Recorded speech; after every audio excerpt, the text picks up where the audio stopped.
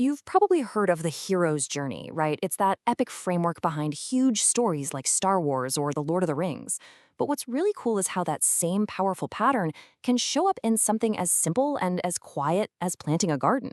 Today, we're going to dig into Maya's garden to see how a small act of planting a seed is actually this incredible metaphor for how we all grow and find our place in the world. So that really brings us to this central question, doesn't it? How can one small decision, one quiet moment ripple outward and completely transform a person in their entire world?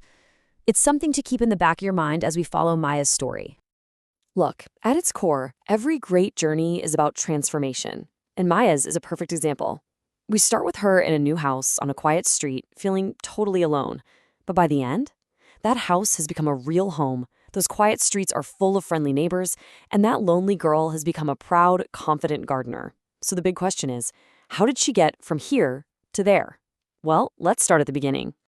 Okay, so every hero's journey kicks off in what's called the ordinary world.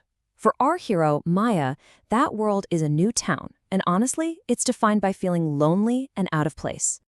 You can almost feel it, can't you? That new blue house, it isn't a home yet. It's just a space. It's filled with boxes and the smell of fresh paint and just silence. Maya is a total outsider, and she misses all the familiar sounds and faces of her old life. This is her starting point, a world where she just doesn't feel like she belongs. Now, this is where it gets really interesting. In most stories, the call to adventure is this huge, dramatic event, a lightning bolt, a prophecy. But for Maya, the call is just a whisper. It's a private little decision she makes, just looking at a patch of dirt and thinking, you know what? I'll plant a garden. It's such a powerful reminder that the biggest journeys in our lives often begin not with a bang, but with a quiet choice to create something new. So, once a hero accepts the call, they almost never have to go it alone. And in Maya's story, it's no different. Mentors start showing up almost immediately, giving her the tools and the wisdom she needs to get started. First up, we've got Mr. Roman. He sees Maya out there literally trying to dig in the dirt with a kitchen spoon. I mean, talk about having the will but not the way, right? He doesn't just watch. He comes over and gives her a proper trowel and a watering can. He's her first mentor, offering the actual practical tools for her quest. And then you see this little ripple effect of kindness start. The very next day, Mrs. Chen from next door comes over. And she doesn't just give Maya some marigolds. She gives her this amazing piece of encouragement, connecting how bright the flowers are to Maya herself. It's a beautiful moment. This isn't just about plants. It's a gift of recognition, of validation. So let's just recap what she's been given. We've got a trowel, a watering can, marigolds, and later some sunflower seeds from another neighbor. But these are more than just things, right? Each item is a small act of connection. It's the community making a small investment in Maya's little project. Okay, so every hero has to face what's called the road of trials. But for Maya, this isn't one big, dramatic battle against some monster. Her trial is the quiet, consistent, daily work of just nurturing her garden. And what's happening on the outside, taking care of these plants, directly mirrors the growth that's happening inside of her.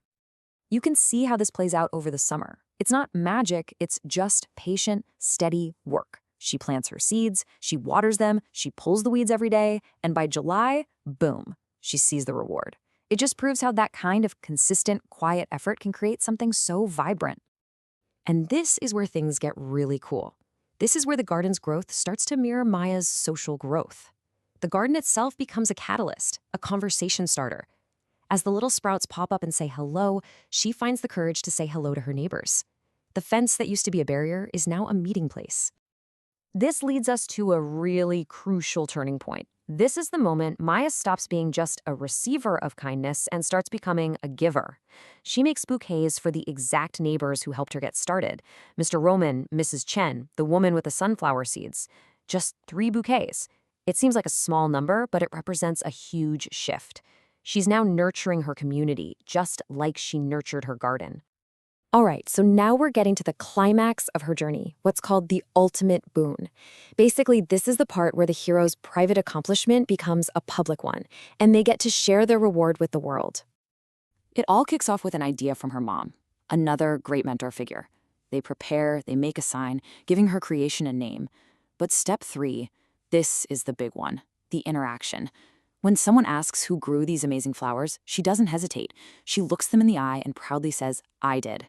That moment, that's the real reward. Not just the money, but owning her accomplishment. And this quote from the story just says it all perfectly. It wasn't just the flowers that had grown, it was her.